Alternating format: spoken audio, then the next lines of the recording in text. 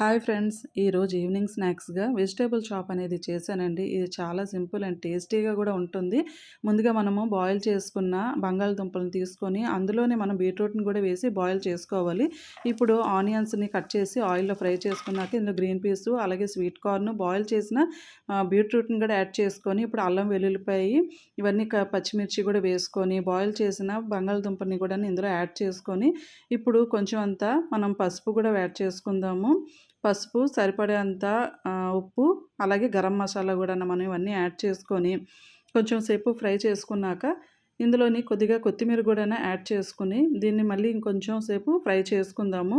ఇది west Bengal side చాలా ఇష్టంగా తింటారండి. సమోసా ఎలాగో అలాగే ఇది గూడా వెజిటబుల్ చాప్ గూడా చాలా ఇష్టంగా తింటారు.